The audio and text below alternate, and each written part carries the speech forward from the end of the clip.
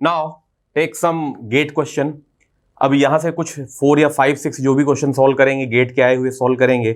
ये जो क्वेश्चन आपको दिख रहे हैं, सबसे पहले इन क्वेश्चंस में आपको लग रहा होगा कि ये बहुत बड़े बड़े हैं और ये क्या दिया हुआ है। तो देखिए, इस ऐसे क्वेश्चन को करने के लिए सबसे अच्छा तरीका ये होता है कि आपको फील आना चाहिए। अगर आपको प्रॉपर सिस्टम का फील है तो ये क्वेश्चन के लिए कोई टॉपिक की जरूरत नहीं है। मतलब आप ये नहीं कह सकते कि सर मैंने ये नहीं पढ़ा तो ये क्वेश्चन नहीं बन रहे। ऐसे क्वेश्चन को सॉल्व करने के लिए सिर्फ सिस्टम का फील चाहिए होता है। सिस्टम का फील मतलब कि आपको पता हो कि मेमोरी ये कैसी है, मेमोरी बाइट एड्रेसेबल है और आपको वर्ड में दिया हुआ है तो कैसे कन्वर्ट करेंगे। ये चीजें आपको, मतलब ये जर्नल क्वेश्चन है, जर्नल क्वेश्चन आप बोल सकते हैं। बस यहाँ आपको थोड़ी सी असेंबली लेवल लैंग्वेज की प्रोग्रामिंग दिख रही है, जो बने हुए असेंबली लेवल में ही कोड दिखेगा सीएसओ में। ठीक, चलिए थोड़ा सा पहले क्वेश्चन से स्टार्ट करते हैं। तो मेरे करने का तरीका देखिएगा। सीएसओ में मैं अक्सर आपको फील कराऊंगा क्वेश्चन को, सिर्फ ऐसे नहीं बोलूंगा कि ये इसका ये आंसर है, नहीं, दिखना चाहिए आपको आंसर, बिल्कुल आंखों में दिखना चाहिए कि हाँ ये ऐसा है। जब तक आपको आंसर सीएसओ में या ऑपरेटिंग सिस्टम में दिखेगा नहीं, दिखने मतलब सामने होना चाहिए, तभी ये सारी चीजें क्लियर होती हैं बहुत अच्छे तरीके से। ठीक है, तो कोशिश हमें ये करना है कि कंप्यूटर सिस्टम ऑर्डिनेशन में जितने भी क्वेश्चन हो उनको हम प्रॉपर कॉपी में ड्रॉ कर करके देखेंगे कि ऐसा क्यों है। ठीक, आंसर लाना ज़्यादा यहाँ टफ नहीं होता है, लेकिन यहाँ फील करना बहुत टफ होता है, इसलिए मेरे साथ साथ आपको फीलिंग भी लाना है और मेरे अप्रोच से ही क्वेश्चन को सॉल्व करने की कोशिश करना है। ठीक, नाउ टेक फर्स्ट क्वेश्चन। ये गेट 2004 में आया था क्वेश्चन आप पे, जो आपको दिख रहा है। Consider the following program segment for a hypothetical CPU having 3 user register R1 R2 and R3। Instruction दी है, इंस्ट्रक्शन के बाजू में ऑपरेशन दिया है और उस ऑपरेशन के बाजू में आपका इंस्ट्रक्शन साइज इन वर्ड्स दिया है।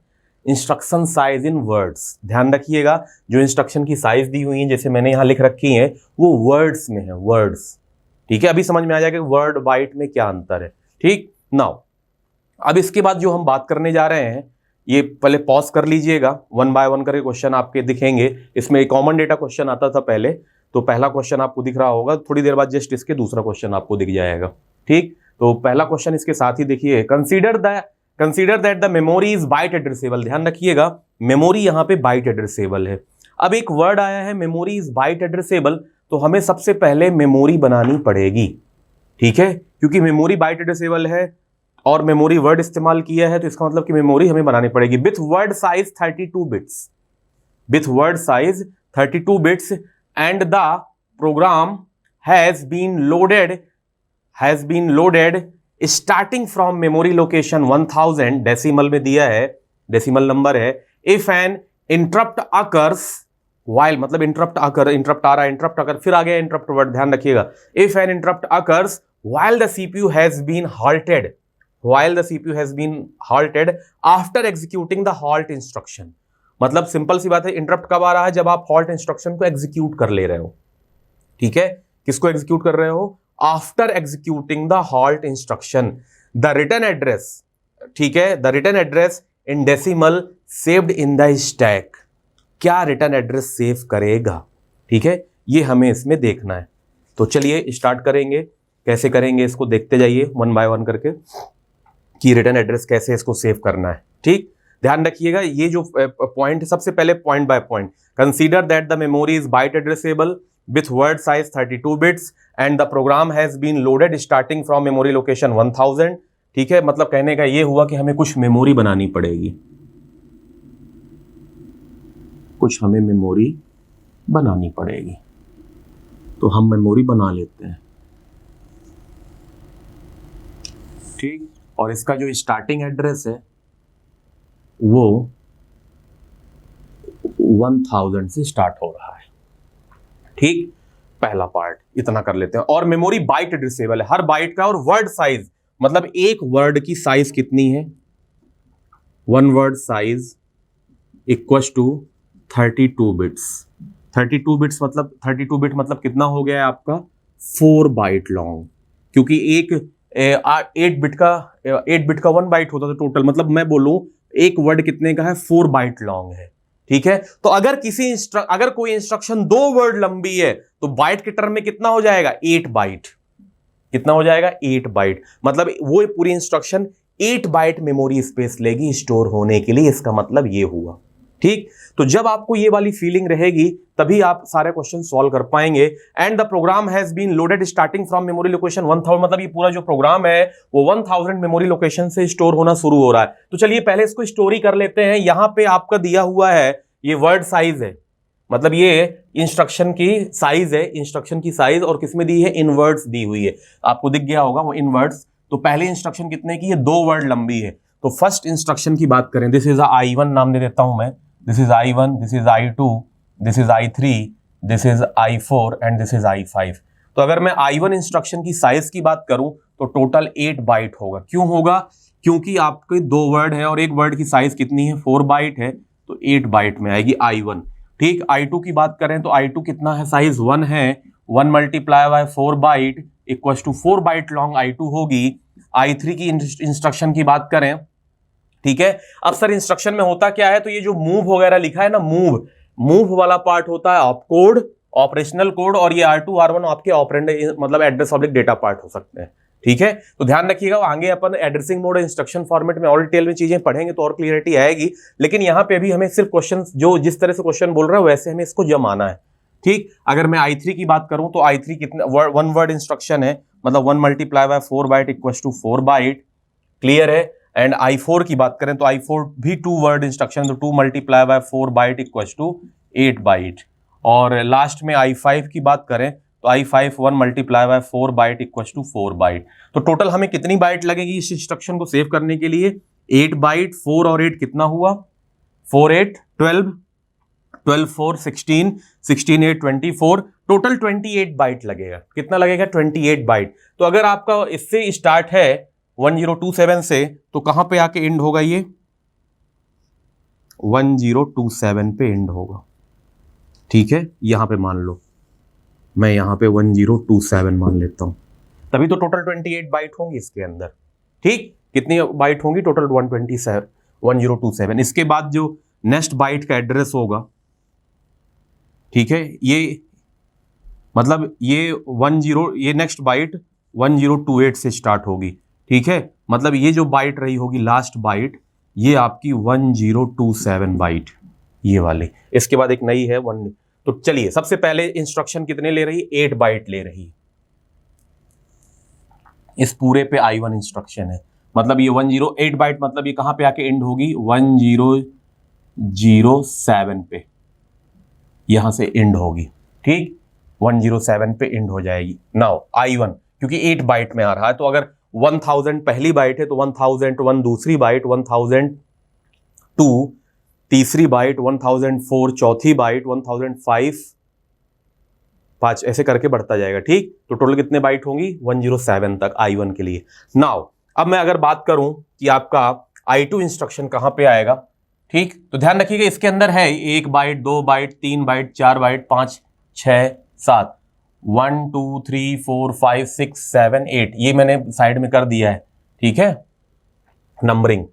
नाउ अब अगर मैं I2 की बात करूं तो I2 आपका यहां आएगा। I2 कितना बाइट लॉन्ग है, 4 बाइट लॉन्ग है, तो 107 में अगर इसको ऐड करेंगे तो ये 1011 तक जाएगा। ठीक है, कहां तक जाएगा, 1011 तक जाएगा। कहां से स्टार्ट होके, 108 से स्टार्ट होगा। ध्यान रखिएगा ये 107 है, दिस इज अ 1007, ये 1008 से स्टार्ट होगा। ठीक है, कहां तक जाएगा, 10 यहां तक 1011। ठीक, 8 हो गया, ये 9 हो गया, ये 10 हो गया, और ये 11 हो गया। हो गई 1 2 3 4 बाइट हो गई। नाउ नेक्स्ट शुरू होगा 1012 से, ये वाला 1012 के बाद फिर 1 1 2 3 4। ठीक, तो 1012 1013 14 12 हो गया, 1 यहाँ पे 13 14 15 1015, और इसके बाद 1016। ठीक, नेक्स्ट कितने बाइट का है आपका, नेक्स्ट इंस्ट्रक्शन I3 भी 4 बाइट लॉन्ग है, तो 1 बाइट 2 बाइट 3 बाइट 4 बाइट। कहां पे आएगा लास्ट एड्रेस इसका, 10, लास्ट बाइट मतलब इसकी 10। नेक्स्ट इंस्ट्रक्शन कौन सी है, ये भी I2 I3 हो चुका, I4 लॉन्ग कितनी है, 8 बाइट लॉन्ग है, 1 2 3 4 5 6 1 2 3 4 5 6 7, 1 2 3 4 5 6 7 8, ठीक है। 1016 से स्टार्ट होगा, 17 18 19 20 21 22 23, ये जाएगा 1023 तक ये इंस्ट्रक्शन। और नेक्स्ट इंस्ट्रक्शन स्टार्ट होगी 124 से, ठीक, 124 से। कितनी बाइट है लास्ट की? हॉल्ट वाली इंस्ट्रक्शन, यहाँ पे तो I4 आ जाएगा, क्लियर है। और लास्ट वाली इंस्ट्रक्शन क्या है आपकी? हॉल्ट। हॉल्ट के लिए कितना है, मतलब वन वर्ड है, वन वर्ड मतलब 4 बाइट। तो 1024 से स्टार्ट होगा तो 5 मतलब 25 26 27 1 2 3, 1024 से स्टार्ट होगा तो 24 25 26 1027, 1 2 1 2 3 4। अब इसको मिटा दो, ठीक, ऐसे। नाउ देखेंगे, सबसे पहले एक बार फिर से देख लेते हैं, काउंट कर लेते हैं। पहली वाली 1000 से स्टार्ट होगी, 1007 तक जाएगी। नेक्स्ट वाली जाएगी आपकी 1008 से 1011 तक। नेक्स्ट इंस्ट्रक्शन 1012 से स्टोर होना शुरू होगी और 1012 के बाद से कहाँ तक जाएगी? 1015 तक जाएगी। और नेक्स्ट जो स्टोर होगी 1016 से कहाँ तक जाएगी? 1023 तक जाएगी, क्लियर है, 1023 तक। उसके बाद नेक्स्ट बाइट जो स्टार्ट होगी 1024 से स्टार्ट होगी, 1024 एक बाइट, ये एक बाइट हो गया 1024। नेक्स्ट बाइट हो गया 1025, ठीक है, 1025 1026 1027, ये लास्ट बाइट है। तो लास्ट बाइट कहाँ तक जाएगी? 1027 तक जाएगी, क्लियर है। थोड़ा सा स्पष्ट लिखिए, 1027, ये। तो यहाँ पे कौन सी आ जाएगी? I5 instruction. बस इतना बना लेना है, अब तो आंसर आसान है, अब तो आप आसानी से आंसर दे सकते हैं। क्या बोला है? Consider that memory is byte addressable with word size 32 bits and the program has been loaded starting from memory location 1000 decimal में है। If an interrupt occur while the CPU has been halted after executing the halt instruction, the return address saved in the stack, मतलब stack में return address क्या save किया जाएगा? कहां पे आ रहा है? इंटरप्ट आ रहा है आपके हॉल्ट पे, लेकिन क्या लिखा हुआ है? After CPU has been halted after executing the halt instruction. मतलब if interrupt occur while the CPU has been halted, कब इंटरप्ट अकर हो रहा है? जब CPU halted हो रहा है, एग्जीक्यूटिंग द halt इंस्ट्रक्शन। तो रिटर्न एड्रेस डालना है, मतलब रिटर्न एड्रेस डालना है halt इंस्ट्रक्शन एग्जीक्यूट होने के बाद। तो halt इंस्ट्रक्शन कौन सी है आपकी? I5। अगर आप I5 एग्जीक्यूट कर लेंगे तो जो नेक्स्ट एड्रेस होगा वो कितना होगा? 1028। तो स्टैक में क्या डालेंगे आप? 1028 एड्रेस डालेंगे, क्योंकि लिखा हुआ है after executing the halt instruction the return address कितना होगा? 1028 होगा, क्योंकि इसके बाद आपका कंट्रोल कहां पे होगा? प्रोग्राम काउंटर की वैल्यू कहां होगी? 1028 पे होगी, क्योंकि कौन सा एग्जीक्यूट कर रही है इंस्ट्रक्शन? वो I5 एग्जीक्यूट कर रही है, ठीक है। I5 में कितने का प्रोग्राम काउंटर जंप लेगा? 4 का। क्यों लेगा? क्योंकि वर्ड साइज 4 बाइट की है। तो 1024 के बाद जस्ट 1028 पे जंप करेगा, क्लियर है। तो रिटर्न एड्रेस क्या डालेगा? 1028। तो ये आपका पहला क्वेश्चन हुआ, ठीक, कि मतलब इसका आंसर क्या हुआ? D। नाउ सेकंड क्वेश्चन की तरफ बढ़ते हैं, ठीक। सेकंड क्वेश्चन क्या बोल रहा है देखिए। सेकंड क्वेश्चन में लिखा है let the clock cycle required for various operation be as follows, ठीक है। क्लॉक साइकिल कितनी चाहिए? रजिस्टर टू मेमोरी ट्रांसफर में 3 क्लॉक लगता है। अगर आप रजिस्टर टू मेमोरी या मेमोरी टू रजिस्टर करते हो, क्योंकि रजिस्टर टू ऑब्लिक फ्रॉम लिखा हुआ है, ठीक है। अगर आप रजिस्टर से मेमोरी या मेमोरी से मतलब रजिस्टर से मेमोरी से रजिस्टर, रजिस्टर से मेमोरी, अगर आप ये ट्रांसफर करते हैं तो टोटल 3 क्लॉक लग रही है, ठीक है। Add both operand in register, अगर आप दोनों रजिस्टर में जो ऑपरेंड है उनको अगर ऐड कर रहे हो तो कितनी क्लॉक लग रही है? 1 क्लॉक लग रही है, ठीक। इसको हटा देते हैं, अब सेकंड क्वेश्चन सॉल्व करना है, ठीक है। नाउ इसके बाद आप क्या कर रहे हैं? Instruction fetch and decode, instruction को फैच और डिकोड करने में, फैच एंड डिकोड अगर इंस्ट्रक्शन कर रहे हैं तो 2 क्लॉक लग रही है। कितनी क्लॉक लग रही है? 2 क्लॉक। तो ध्यान रखिए, ये जितनी इंस्ट्रक्शन है पहले इसमें कितने पार्ट होंगे? फैच एंड डिकोड और एग्जीक्यूट होगा, क्लियर है। और एग्जीक्यूट होने के बाद अगर कोई ट्रांसफर लिखा हुआ है तो वो ट्रांसफर होगा, ठीक। तो चलिए शुरू करते हैं। मैं यहां पे फैच और एग्जीक्यूट वर्ड यूज करूंगा, मतलब फैच, डिकोड एंड एग्जीक्यूट। तो फैच डिकोड एक साथ एफडी नाम दे रहा हूं। क्या नाम दे रहा हूं? एफडी प्लस ई मतलब एग्जीक्यूट। तो चलिए सबसे पहले मैं I1 इंस्ट्रक्शन की बात करता हूं। किसकी बात करता हूं? I1 की। तो चलिए I1 को फैच करना है हमें। I1 कितने वर्ड लॉन्ग है? 2 वर्ड लॉन्ग है। अगर I1 2 वर्ड लॉन्ग है, ध्यान रखिए इधर फैच करने के लिए इंस्ट्रक्शन को कितना लगता है, मतलब एक इंस्ट्रक्शन को, इसके अंदर कितनी है? मतलब एक वर्ड 2 इंस्ट्रक्शन है। कितना मतलब ये जो एक इंस्ट्रक्शन है इसकी साइज कितनी है? 2 वर्ड के बराबर है। तो अगर एक वर्ड को आप फैच करते हो, यहां पे लिखा हुआ है पर वर्ड। क्या लिखा हुआ है? 2 क्लॉक साइकिल पर वर्ड।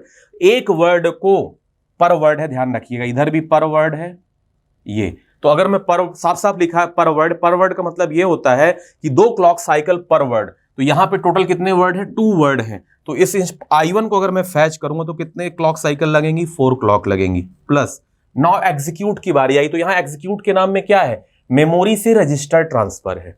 क्या है? मेमोरी से रजिस्टर ट्रांसफर। तो मेमोरी से रजिस्टर ट्रांसफर करने के लिए कितनी क्लॉक लगेगी आपको? 3 क्लॉक लगेगी। ध्यान रखिएगा, एक के लिए क्या लगेगा? 2।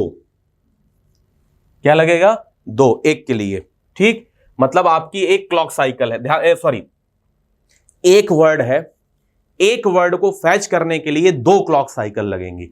तो 2 वर्ड को फैच करने के लिए कितनी क्लॉक साइकिल लगेंगी? 2 वर्ड को फैच करने के लिए 4। तो ठीक, इसलिए मैं यहां पे 4 लिखा हूं। नाउ अगर एग्जीक्यूशन की बात करें तो एग्जीक्यूशन किस टाइप से हो रहा है? मेमोरी टू रजिस्टर ट्रांसफर हो रहा है। मेमोरी टू रजिस्टर ट्रांसफर, और उसके लिए कितनी क्लॉक लग रही है? 3 क्लॉक लग रही है। तो 3 क्लॉक एग्जीक्यूट के लिए। ये I1 का पार्ट हो गया। ठीक है, नाउ I2 निकालिए, क्योंकि क्वेश्चन में पूछा है टोटल क्लॉक कितनी लगेंगी, the total number of clock cycle required to execute the program. इस पूरे को एग्जीक्यूट करने में, इसमें I2 में भी क्या करेंगे? फैच डिकोड प्लस एग्जीक्यूट करेंगे। तो अगर मैं I2 की बात करूं तो फैच डिकोड करने में एक ही वर्ड है तो 2 लगेगा। ठीक, और एग्जीक्यूट करने के लिए, एग्जीक्यूट हो क्या रहा है? मेमोरी टू रजिस्टर ट्रांसफर ही हो रहा है, तो 3 लगेगा आपका एग्जीक्यूट करने के लिए। यहां पे ई मतलब है क्या है? एग्जीक्यूट करना। नाउ अगर मैं I3 की बात करूं, I3 की, तो फैच डिकोड प्लस एग्जीक्यूट। ठीक, तो अगर फैच डिकोड की बात करें तो I3 के लिए भी 1 वर्ड साइज है, तो कितना लगेगा? 2 क्लॉक लगेंगी फैच करने के लिए। एंड एग्जीक्यूट किस टाइप का हो रहा है? I3 रजिस्टर, मतलब ऑपरेंड ऐड हो रहे हैं रजिस्टर के, तो रजिस्टर के ऑपरेंड ऐड होने के लिए कितनी क्लॉक लगती है? 1 लगती है। तो इसमें 1 लगेगी। ठीक, नाउ I3 के बाद बात करते हैं I4 की। I4 instruction 2। तो अगर मैं इसके फैच डिकोड की बात करूं और एग्जीक्यूट की बात करूं तो फैच डिकोड में कितनी क्लॉक लगेंगी? 4 क्लॉक लगेगी, क्योंकि 2 वर्ड लॉन्ग है और एक वर्ड को फैच और डिकोड करने में कितना लगता है? 2। प्लस एग्जीक्यूट किस टाइप से हो रहा है? रजिस्टर से मेमोरी ट्रांसफर हो रहा है। रजिस्टर से मेमोरी के लिए कितना लगेगा? 3। नाउ I5 की बात करें तो I5 में फैच डिकोड प्लस एग्जीक्यूट। तो हार्ट इंस्ट्रक्शन एग्जीक्यूट क्या होती है? एग्जीक्यूट करने के लिए कुछ नहीं बाकी है, सिर्फ फैच डिकोड होगा, मतलब 2 क्लॉक साइकिल लगेंगे, एग्जीक्यूट के लिए 0 लगेंगे। अब इन सारी क्लॉक साइकिल, इसके लिए I1 के लिए टोटल कितनी क्लॉक साइकिल लगी? 7। इसके लिए कितनी लगी? 5। इसके लिए कितनी लगी? 3। इसके लिए भी 7, और लास्ट वाले के लिए 2। तो ऐड कर दीजिए टोटल, क्योंकि टोटल प्रोग्राम में पूछा है कितनी क्लॉक साइकिल लगेंगी। तो 7 + 5 कितना हो जाएगा? 12। 7 + 5 12, 12 + 3 15, 15 और 7, 15 और 7 कितना हुआ? 15, 15 और 7 22, 22 और 2 24, and now answer is a B, 24 is a right answer. Okay, मतलब कितनी क्लॉक साइकिल लगेंगी? टोटल 24 क्लॉक साइकिल लगेंगी, मतलब इसको पूरा एग्जीक्यूट करने में 24 क्लॉक साइकिल लगेंगी। बहुत आसान क्वेश्चन है ये। इन क्वेश्चंस में ऐसा कुछ भी नहीं है जिसको आपको नहीं करना, मतलब आपको नॉलेज चाहिए, स्पेशल नॉलेज चाहिए, कुछ नहीं, बस फीलिंग चाहिए कि कैसे क्या कराना है। ये आपको एग्जीक्यूट भी नहीं करना है, इसको बस स्टोर करना है। ये जो स्टार्टिंग में कंप्यूटर से कंपोनेंट बताए थे ना कि आपकी इंस्ट्रक्शन कहां रहती है, मेमोरी में, तो ये वही पार्ट है। और आपको तो बताया ही था कि इंस्ट्रक्शन क्या होके आती है? फैच होके आती है, फिर IR रजिस्टर में डिकोड होती है। तो ये सारा पार्ट हम पहले डिस्कस कर चुके हैं। मतलब ये कंप्यूटर्स कंपोनेंट के ऊपर ही क्वेश्चन बने हुए हैं, इनके लिए कोई एक्स्ट्रा नॉलेज की जरूरत नहीं है, बस एक सिस्टम का फील होना जरूरी है। ठीक, जो नेक्स्ट क्वेश्चन आएगा इसी लगभग पैटर्न का क्वेश्चन है, 2007 गेट में पूछा गया है, आपको नेक्स्ट मिलेगा। और उस क्वेश्चन को सबसे पहले पॉज करके तबीयत से आप सॉल्व करिएगा। ठीक है, इसी पैटर्न पे है, 2004 के पैटर्न पे क्वेश्चन मिलेगा, बस थोड़ा सा उसमें थोड़ा सा चेंजेस करते हो, कॉन्सेप्ट यही है। टेक नेक्स्ट क्वेश्चन, ये क्वेश्चन गेट 2007 में आया था, थोड़ा सा बड़ा क्वेश्चन है, तो ये आपको पहले जो पैच दिख रहा है तो पहले पॉज करके एटलीस्ट जो आपको इस तरह की इंस्ट्रक्शन दिख रही हैं उनको पहले आप लिख लीजिएगा, वो हमारे काम आएगी। और इसके बाद जब अपन क्वेश्चन सॉल्व करेंगे तो सिर्फ क्वेश्चन वाला पैच आएगा, ठीक है। तो ये काफ़ी देर तक पैच नहीं रहने वाला, इसलिए इसको आप वीडियो को पॉज करके एटलीस्ट मेंटेन कर लीजिएगा, तभी वो क्वेश्चन सॉल्व होंगे, ठीक है। ऐसे क्वेश्चन को सॉल्व करने के लिए वो प्रीवियस जो हमने कॉन्सेप्ट देखा है वही कॉन्सेप्ट लगेगा। तो सबसे पहले प्रॉपर, जैसे मैंने ये मेमोरी बना के रखी है तो आप भी मेमोरी बना के रख लीजिए, क्योंकि यहाँ लिखा हुआ जो वर्ड्स है उसके में साथ साथ डालते चले जाइए। नाउ देखिए question, consider the following program segment here R1 and R1 R2 and R3 are the general purpose register. R1 R2 R3 आपके पास जर्नल पर्पज रजिस्टर है। This is R1, this is R2 and this is R3। Okay, ये general purpose register रखिए। Now इसके बाद आपको code दिया हुआ है पूरा, ध्यान रखिएगा इसमें लूप लगा हुआ है, तो ये लूप कितने बार चलेगा ये हमें चला के पता करना पड़ेगा, मतलब इस वाले कोड को हमें चलाना ही पड़ेगा, तभी हम एक्चुअल आंसर निकाल पाएंगे। Now assume that the content of memory location, assume that the content of memory location 3000 is 10। 3000 में क्या है, 10 है, मतलब कहीं 3000 आपका मेमोरी लोकेशन है और यहां पे 10 डाला हुआ है, ठीक। And the content of the register R3 is 2000। R3 में कितना डाला हुआ है, 2000 डाला हुआ है, ठीक। द कंटेंट, इसके बाद देखेंगे, the content of each of the memory location from 2000 to 2010, मतलब कहने का 2000 से लेकर, जैसे ये 2000 है, 2000 से लेकर 2010 तक क्या कंटेंट डाला हुआ है, इज 100, मतलब इन सब में क्या डाला हुआ है, 100। 2001 100, 2002, 2003, 2004, 2005, 2000 मतलब 206, 7, 8, 9 एंड 2010, हर जगह क्या डाला हुआ है, 100, ठीक। तो आप भी 100 डाल लीजिए, जो बोलता जा रहा है वो करते जाइए, तभी क्वेश्चन बहुत आसानी से बना पाएंगे, ठीक है। 2010 तक डाला हुआ कंटेंट, कहां पे, 2010 तक मेमोरी लोकेशन, तो इसमें भी है 100, ठीक। ये 2000 वाला स्पेस है, ये 2001, 2002, 2003, 2004, 5, 6, 7, 8, 9, 10 इस तरह से जमा लीजिए पहले, ठीक है। 2010 तक 100। Now the program is loaded from the memory location 1000। ये जो पूरा प्रोग्राम है ये मेमोरी लोकेशन 1000 पे स्टोर है। अब ध्यान रखिएगा, ये 1000 से कितनी साइज लेगा, ये हम साइज इन वर्ड्स और बिट्स जो भी मतलब इंस्ट्रक्शन की साइज दी होगी वो वर्ड से निकाल लेंगे। और ध्यान रखिए मेरे पास बोर्ड इतना ही है, ज्यादा लंबा बोर्ड नहीं है, तो इसके ऊपर की मेमोरी आप मत बोलिएगा सर ये पूरा प्रोग्राम भी स्टोर करके दिखाओ। तो ध्यान रखिएगा, मैं इस पूरे की एड्रेस बाजू में लिख दूंगा कि एड्रेस, ये इंस्ट्रक्शन कहां से स्टार्ट होगी, ये इंस्ट्रक्शन कहां से स्टार्ट होगी, इसका सबके इंस्ट्रक्शन के एड्रेस बाजू में लिख दूंगा, और आप इसको एज्यूम कर लेना कि ये इस वाले पार्ट में रखा है जहां मैंने पी लिया है, ओके, जहां में मैंने पी लिया है, ठीक। नाउ इसके बाद बात करते हैं, अब आपको ये सारे इसमें जो दिए हुए हैं all the numbers in are in decimal. अब इसके बाद जो हम बात करेंगे वो अपने क्वेश्चन के ऊपर बात करेंगे, ठीक है, कि कैसे इस क्वेश्चन को आप टैकल करेंगे। पहला क्वेश्चन है assume that the memory is word addressable, ठीक। 3 क्वेश्चन लगातार है, पॉज करके, अभी मैंने काफी हिंट दे दी है तो आप पहले इसको सॉल्व कर लो, इतनी हिंट काफी है।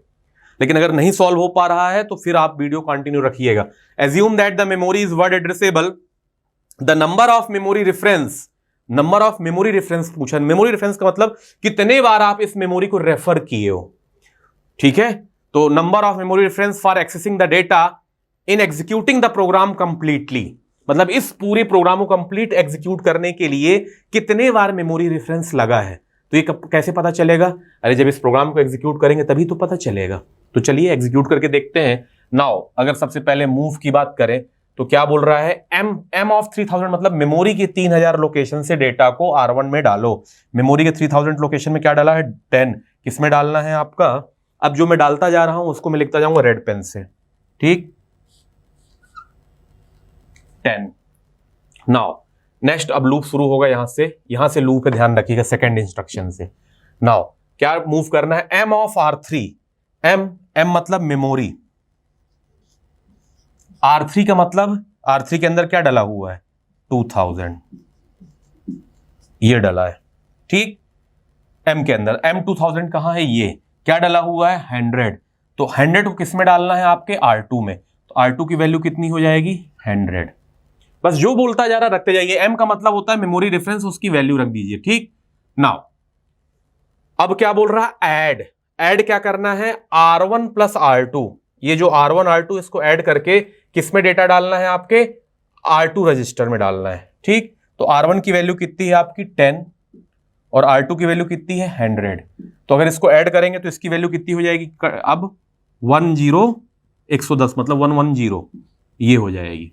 नाउ इसके बाद मूव कराना है R2 की वैल्यू को m ऑफ R3, R3 की वैल्यू कितनी दी हुई है 2000 दी हुई है, तो m ऑफ R3 ये 2000 है, क्या मूव कराना है आपको वैल्यू R2 में, R2 में क्या डाला हुआ है 110, मतलब 110 को मेमोरी लोकेशन 2000 में जाके डाल दो, तो 110 मतलब कौन सा लोकेशन m ऑफ ये लोकेशन की वैल्यू अब कितनी हो जाएगी 110, ठीक, ये हो जाएगी।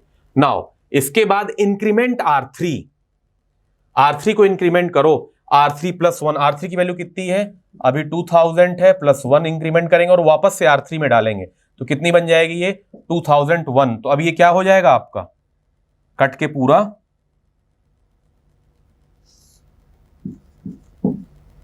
2001, ठीक, ये हो जाएगा। नाउ डिक्रीमेंट R1 को डिक्रीमेंट करना है, किससे डिक्रीमेंट करना है 1 से, ठीक है, R1 को डिक्रीमेंट करो, तो R1 की वैल्यू कितनी है 10 माइनस 1 करेंगे तो कितना आएगा ये 9, ठीक। अब इसके बाद आगे क्या बोल रहा है BNZ loop branch on not zero, तो अभी नॉट जीरो ये एक्चुअल में जो डिक्रीमेंट कर रहा है वो लूप के लिए है, ठीक है, तो अभी आपकी ब्रांच क्या अभी भी इसमें बची हुई है वैल्यू, ठीक है, अभी हॉल्ट पे नहीं आएगा, ब्रांच और नॉट जीरो है, क्लियर है पार्ट। तो ये लूप अब 9 इसकी वैल्यू है, अभी जीरो नहीं, जब जीरो होगा तभी ये बाहर आएगा, ठीक। अब 9 वैल्यू है, वापस से यहां जाएगा, फिर से कहां पे इस वाले लूप में मूव, m ऑफ R3 की वैल्यू, m ऑफ R3 में क्या डाला हुआ है आपका m ऑफ R3 में अब 2001 डाला हुआ है, तो मतलब ये क्या हो जाएगा m ऑफ 2001 हो जाएगा, m ऑफ 2001 में कितना डाला हुआ है 100, ये किस में डालना है हमें R2 में, तो R2 में फिर से क्या आएगा 100, ठीक है, R2 में क्या आएगा 100, ठीक। नाउ ऐड करेंगे, R1 में क्या डाला हुआ है इस बार R1 में डाला हुआ है 9, R2 में क्या डाला हुआ है 100, ठीक है, तो ये वैल्यू क्या हो जाएगी 109, किस में आएगी R2 में, अबे R2 में आएगा 109। नाउ मूव R3 R2 मतलब R2 का वैल्यू m ऑफ R3 में मूव कराना है, तो R2 में कितना है 109 है, किसमें करना है m ऑफ R3 मतलब कितना है 2001, ठीक है, तो इस वाले 2001 लोकेशन में कितना हो जाएगा 109, कितना हो जाएगा 109, ठीक, ध्यान रखिएगा। अब इसके बाद वैल्यू आगे आएगी, R3 की वैल्यू इंक्रीमेंट करेगा, R3 प्लस 1 होगा, R3 में क्या डाला हुआ है R3 रजिस्टर में 2001, अब ये वैल्यू हो जाएगी 2002, ठीक, 2002, यहां पे भी 2002 आ जाएगा, ठीक है, 2002। नेक्स्ट टाइम अब इसकी वैल्यू R1 की वैल्यू डिक्रीमेंट 1 से और होगी, अब ये कितनी हो जाएगी 8, ठीक है, 8 होने पे फिर से चेक होगा, लूप अभी जीरो नहीं है, फिर ऊपर जाएगा कहां पे यहीं पे, फिर क्या होगा m ऑफ R3 की वैल्यू होगी, तो ध्यान रखिए अब आप कर सकते हैं, ये वैल्यू हो जाएगी कट के 108, क्योंकि 8 वैल्यू है, ठीक है, 108 के बाद ये हो जाएगा 107, ये हो जाएगा 106, ये हो जाएगा 105, ये हो जाएगा 104, ये हो जाएगा 103, 1 2 3 4 5 6 7 8, ये हो जाएगा 102, ठीक है, ये हो जाएगा 101, 1 2 3 4 5 6 7 8 9 10, ठीक है, इसकी वैल्यू कितनी हो जाएगी 101, किसकी हो जाएगी 2009 की, ठीक है। अब क्या होगा, इसकी वैल्यू 0 होगी, लास्ट में आके 101 1 लास्ट में यहाँ 1 हुआ होगा, लेकिन अभी 1 पे भी कंडीशन पे चलेगा। फिर क्या होगा, इसकी वैल्यू डिक्रीमेंट होके 0 बनेगी, ठीक है, R1 की। तो जब 0 बनेगी तो 0 पे मतलब ये 1 पे, ठीक है। तो ध्यान रखिएगा, ये कहने का मतलब ये हो गया कि आपका 2010 तक की जो वैल्यू है, 2010 तक की, ये क्या प्रीवियस प्रिजर्व करेगा, 100 ही प्रिजर्व करेगा आपका। यहां लास्ट में ये 100 रहेगा, क्योंकि लूप आपका 10 टाइम चलेगा। इसकी वैल्यू जैसी मतलब 10 हुआ, 9 8 10 9 8 7, देखिए 8 कहां पे हुआ था आपका, 9 यहां पे हुआ है, 8 यहां पे हुआ है, यहां पे हो जाएगा 7, यहां होगा 6, यहां होगा 5, यहां होगा 4, यहां 3, यहां 2, यहां 1। अब जैसे ही 1 रहेगा तो 1 पे अभी जैसे इसकी वैल्यू 1 है, 1 कब आएगा, जब ये आपका 2 मतलब डिक्रीमेंट 2 के बाद 1 देके जाएगा। नाउ अगर 1 पे जब इसको आप ऐड करेंगे तो 1 के बाद इसकी वैल्यू क्या कर देगा, ये 0 कर देगा R1 को। जैसे ही R1 0 हो जाएगा तो ब्रांच ऑन नॉट 0, मतलब ब्रांच फिर क्या हो जाएगी आपकी, 0 हो जाएगी, तो बाहर आ जाएगा, हाल्ट हो जाएगा आके। क्लियर है। तो हमारा लूप कितने बार चला है वो देख लीजिए, हमारा लूप चला है 10 टाइम। कितने टाइम चला है, 10 टाइम। तो पहला क्वेश्चन आपसे पूछा है, assume that the memory is word addressable, the number of memory reference for accessing the data in executing the program completely.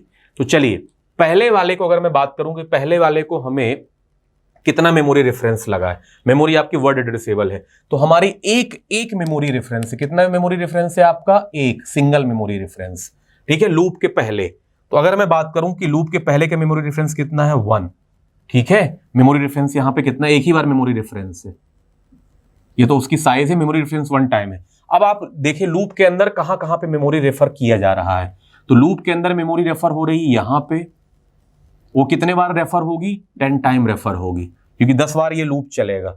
और यहां पे भी हो रहा है, जब अपन वैल्यू लोड कर रहे हैं तो यहां पे भी कितने बार होगा, 10 टाइम, तो ये भी कितने टाइम देगा, 10 टाइम। तो total number of memory reference कितने हैं, 10 मतलब टोटल कितने मेमोरी रेफरेंस आएंगे, 21 आएंगे। मतलब 21 टाइम आप मेमोरी रेफरेंस, मतलब आप कितने बार मेमोरी में अपडेट करने गए हो या लेने गए हो, कितने टाइम गए हो आप, 10 टाइम वैल्यू लेने गए थे और 10 टाइम वैल्यू देने गए थे लूप में, और एक बार यहां पे मेमोरी रेफरेंस लगा है फर्स्ट टाइम जब आप वैल्यू लोड किए हो M3000 से। तो टोटल कितने मेमोरी रेफरेंस लगेंगे इसमें, 21 is a D answer. Okay, मुझे पूरा यकीन है कि आपको फील आ गया होगा कि मेमोरी रेफरेंस आपको करके दिखा रहा हूं ना यार, मेमोरी में रेड बने तो हैं आपके भाई, आपको ले आना पड़ेगा पहले तो, वैल्यू फैच कर रहे हैं ना हर बार लोकेशन से, 2002 से फैच करके लाए, 2002 से क्या फैच करके लाए, 100, तभी तो 8 जुड़ा तो 108 हुआ। तो एक बार फैच करके ला रहे हैं यहां पे और एक बार वहां सेव करने जा रहे हैं। तो कितने बार, जितने बार लूप कितने टाइम चलेगा, 10 टाइम तक चलेगा, जब तक 0 नहीं होगा। तो 10 टाइम 21 टाइम टोटल रेफरेंस आएगा। ये आपका फर्स्ट क्वेश्चन का आंसर हो गया। ठीक है, बहुत अच्छे से मतलब कोशिश कर रहा हूं कि आपको दिखे।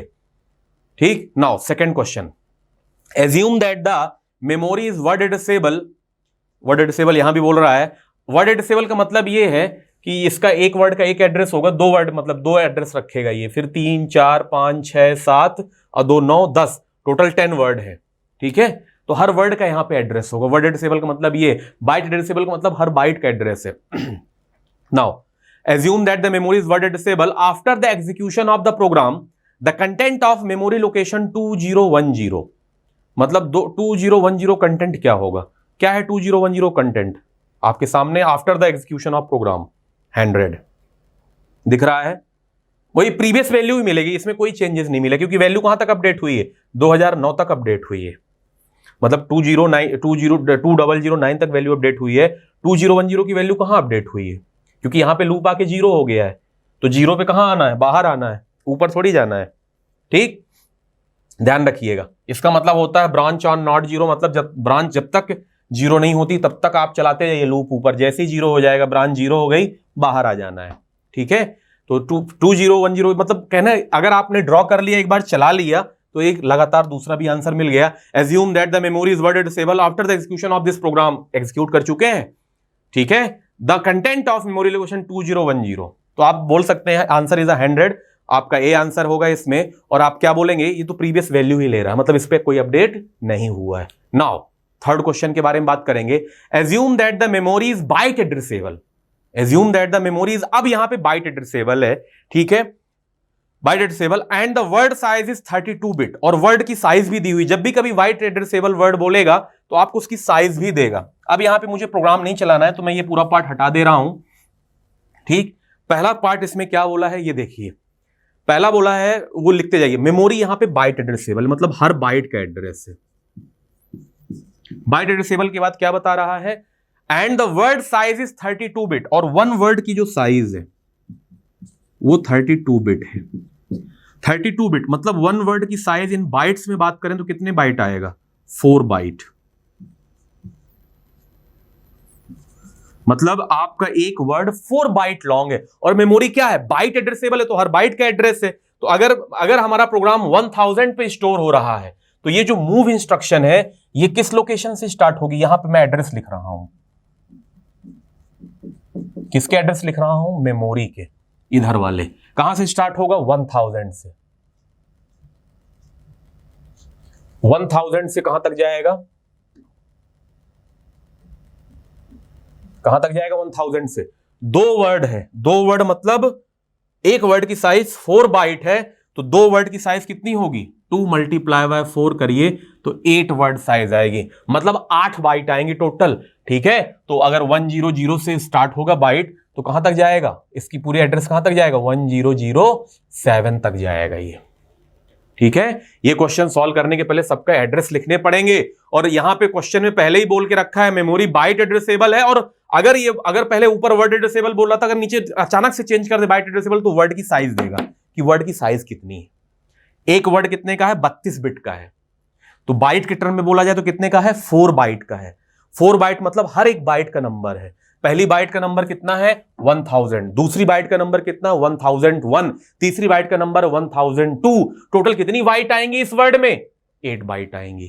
ठीक है, नाउ लूप, मैं थोड़ी सी देर के लिए लूप हटा दे रहा हूं क्योंकि अब यहां पे हमें लूप की जरूरत नहीं है, यहां फिलहाल मुझे एड्रेस की जरूरत है, तो ये लूप वर्ड हटा दे रहा हूं। ठीक है, लेकिन लूप लगा हुआ है, ये आपको काला कलर बताएगा ये कि यहां से लूप स्टार्ट हो रहा है। मैं ये लिख दिया साइड फॉर्म में थोड़ा सा लूप।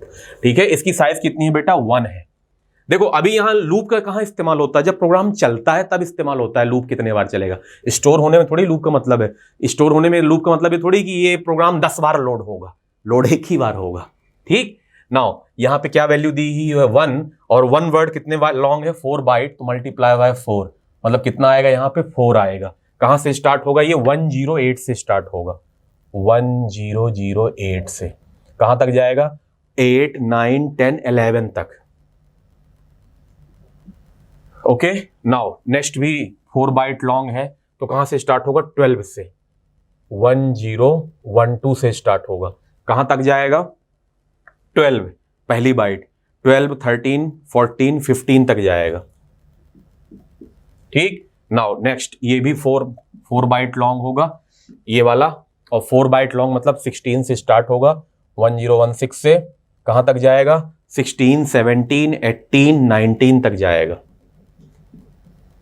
ठीक, इसके बाद ये भी 4 वर्ड लॉन्ग है, 19 से कहां तक जाएगा, 1020 से स्टार्ट होगा, 20, 21, 22, 23 तक जाएगा, 1023 तक। ठीक, ये 1024 से स्टार्ट होगा, और ये क्या था आपका डीसी डिक्रीमेंट, ये भी 4 का है, तो 1024 टू 24, 25, 26, 27 यहां तक जाएगा, 24, 25, 26, 27 ऐसे कैलकुलेट किया करिए। नाउ ये 2 है मतलब 4, 8 बाइट लॉन्ग हो गया, तो 127 मतलब 128 से स्टार्ट होगा, 28, 28, 29, 30, 31, 32, 33, 34, 35 तक जाएगा, और हॉल्ट ये भी 4 बाइट लॉन्ग है, तो 35, 1036 से स्टार्ट हो, 36, 37, 38, 39। टोटल आपका प्रोग्राम कितना ये जगह लेगा, 10 से लेकर, मैं बताए दे रहा हूं, ये इस वाले इसके पहले तक का जो एड्रेस है ये बता रहा हूं ये। ठीक है, 10 से लेकर 1039 तक जाएगा, 1039 तक ये पूरा आपका प्रोग्राम लोडेड है। ठीक है, और डैश है, उसके बाद फिर 2000 लोकेशन स्टार्ट होगी। ये मत बोल दीजिएगा सर इमीडिएट कैसे 2000 आ गया, 1039 के बाद 1040 आएगा, ठीक है, जगह नहीं है, बस ये बीच में थोड़े से डेड ऐसे मेमोरी, मतलब आगे है कुछ अभी। नाउ तो ये आपका प्रोग्राम के एड्रेसेस हो गए, क्योंकि इस क्वेश्चन को सॉल्व करने में आपको ये काम आएगा, ये मुझे समझ में पहले ही आ चुका था क्योंकि यहां वर्ड की साइज दी हुई है, इतने से ही समझ में आ गया। Now if an interrupt occur during the execution of the instruction INCR3, interrupt कहां आया है, जब आप इंस्ट्रक्शन INCR3 को एग्जीक्यूट कर रहे हैं तब यहां पे इंटरप्ट आया है। फिर एक बार इंटरप्ट कॉन्सेप्ट काम आएगा। Assume that the memory is byte addressable and the word size is 32 bits. If an interrupt occurs during the execution of the instruction INC, मतलब increment R3, what return address will be pushed on the stack? कब आ रहा है? During the execution of instruction आ रहा है, during the execution of instruction आ रहा है। क्या बताया था मैंने, अगर करंट इंस्ट्रक्शन को एग्जीक्यूट करता है तो सीपीयू इसको छोड़ के नहीं जाता है, पहले पूरा इसको एग्जीक्यूट कर लेगा, उसके बाद नेक्स्ट इंस्ट्रक्शन का जो रिटर्न एड्रेस, मतलब जो एड्रेस होगा, बेस एड्रेस होगा, उसको स्टैक में पुश करेगा। तो नेक्स्ट इंस्ट्रक्शन आपकी कौन सी है, डिक्रीमेंट, इसको स्टैक में पुश करेगा। किसको पुश करेगा? 1024 को। ये क्यों करेगा? क्योंकि during the execution of increment instruction पे आया है, ड्यूरिंग द, ठीक है। तो ड्यूरिंग द मतलब इसको पहले पूरा एग्जीक्यूट करेगा, उसके बाद इंटरप्ट हैंडल करने के लिए जाएगा। क्लियर है? तो रिटर्न एड्रेस क्या डालेगा? 1024, ये वाला रिटर्न एड्रेस डालेगा। ये this is a base address of decrement, starting address, मतलब ये वाली इंस्ट्रक्शन का स्टार्टिंग एड्रेस डाल के जाएगा स्टैक पे। Answer is a 1024, that's it. पता है, अगर आपने मेमोरी बना लिया ये, तो सारे क्वेश्चन एक सिंगल शॉट में हो जाते हैं। आपके सामने है सिंगल शॉट, ठीक है। तो ये 3, 2, 5 क्वेश्चन आपके हो गए। अब ये क्वेश्चन देखिए, गेट में जो है क्वेश्चन के थोड़े बहुत चेंज हो रहे हैं। आपने देखा होगा जो हमने गेट 2004 वाला क्वेश्चन किया और जो 2007 में किया, लगभग कॉन्सेप्ट एक जैसा है, बस थोड़े से क्वेश्चन के पैटर्न बदल दिए, मतलब इसमें थोड़ा सा कोड बदल दिया और कुछ नहीं किया है। कॉन्सेप्ट वही है, वहां भी मेमोरी बना रहे थे, वहां चलाए नहीं थे, वहां प्रोग्राम चलाने की जरूरत नहीं पड़ी थी, यहां प्रोग्राम चलाने की जरूरत पड़ गई है, बस। ठीक। नाउ नेक्स्ट क्वेश्चन आपको काफी बड़ा दिख रहा होगा। ये क्वेश्चन गेट 2015 में क्वेश्चन पूछा गया है। जितना बड़ा आपको क्वेश्चन दिख रहा है उतना बड़ा इसका आंसर नहीं है। ये क्वेश्चन का आंसर आप पढ़ते पढ़ते निकाल सकते हो। मैक्सिमम टाइम ऐसे क्वेश्चन जब गेट में दिखते हैं तो बच्चे छोड़ देते हैं। क्यों सोचते हैं इतना कौन पढ़ेगा, टाइम भी लगता है, और वैसे भी जहाँ ये CSO वाला ये वर्ड यूज कर लेता है थोड़ा बहुत प्रोग्राम, ये पता नहीं, जो ये थोड़ा PSW प्रोग्राम काउंटर दिखता है तो पहले ही दिमाग में जंजाल आ जाता है, अरे नहीं बनेगा। लेकिन आप देखिए कैसे बनेगा ये, और ऐसे क्वेश्चनों को टैकल करना बहुत आसान है अगर फीलिंग है तो। बस पढ़ते जाइए। Consider a processor with byte addressable memory. आपकी मेमोरी बाइट एड्रेसेबल है, ध्यान रखिए। कुछ मेमोरी का वर्ड आया मतलब पक्का मेमोरी का डब्बा बनेगा। बना लेते हैं। जैसे ही मेमोरी बाइट एड्रेसेबल है मैं तुरंत ऐसा बनाता हूँ, ये डब्बा मेरे बहुत काम का डब्बा। मेमोरी हमेशा मेमोरी बनाता हूँ। कभी भी कोई मेमोरी क्वेश्चन सॉल्व करिए, मेमोरी बनाए बिना तो सॉल्व मत किया करिए। मैं भी यही करता हूँ। फील जब तक नहीं आता तब तक आंसर नहीं आना है। Now memory, byte addressable memory, assume that all register including program counter, PC and program status word are size of 2 byte। मतलब आपके पास प्रोग्राम काउंटर है PC 16 बिट लॉन्ग या 2 बाइट का। This is a PC and program counter, ये हो गया, ये PSW, ये भी आपका 16 बिट या 2 बाइट लॉन्ग। क्लियर है? नाउ अब इसमें कहानी क्या बोल रहा है ये देखते हैं। इसकी कहानी अब आगे ये है, देखिए। And program status word PSW और आप साइज 2 बाइट लिख लिए। I stack in the main memory, main memory है ये आपकी, ठीक।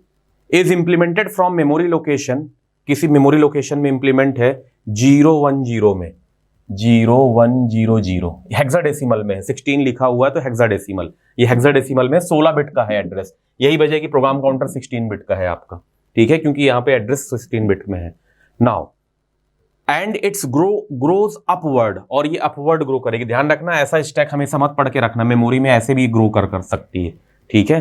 ग्रोज अपवर्ड मतलब बढ़ेगा एड्रेस, ठीक है।